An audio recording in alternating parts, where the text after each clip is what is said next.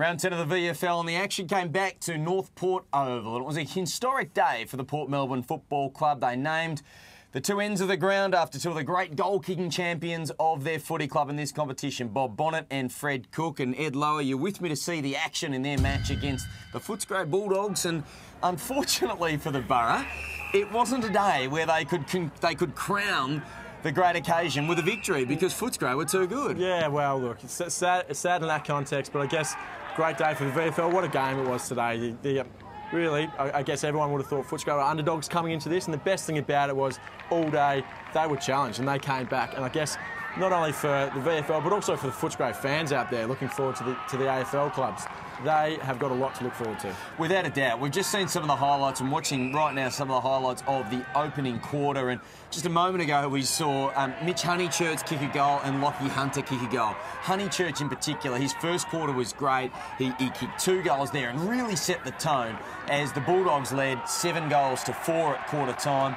Then when the second quarter came out, Port had made a few adjustments and they were able to get the game back on their terms and actually put their noses in front. Yeah, definitely. And I guess the thing about games of footy is you need consistency and you need buy-in by all players. And the thing about today was Footscray had buy-in from every single player on the ground. At times, I couldn't say the same about Port Melbourne. They probably lacked a full team effort.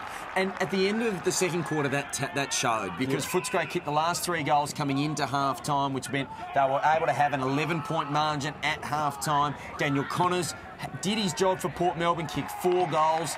But then in the third quarter, it was almost a carbon copy of the second. Port Melbourne got their noses in front after Woofenden's effort. We just saw Daniel Connors took one of the marks of the day, if not one of the marks of the year with that spectacular effort, but he let himself down with a shot at goal. Yeah, definitely. I guess, as you've touched on, Connors there takes that mark, kicks that goal. Well, maybe the tide's turned. We don't know. Hindsight's a great thing and you can pick things apart. But like you said, when Footscray were challenged, they came back. And that's the best thing about it. Going forward from now, they should take a lot of confidence going into the weeks ahead.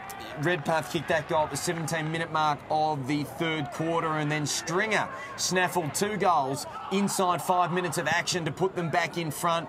Before, well, again, the last quarter was a bit of an arm wrestle. Mitch Honeychurch kicked a couple of early goals. Tom O'Sullivan's just there, kept the contest alive. But in the end, the Bulldogs were too strong and too clinical defensively. Yeah, definitely. Look, once again, Port Melbourne came out strong. It was an arm wrestle, but then Footscray just had the running power and we're also just using the ball better.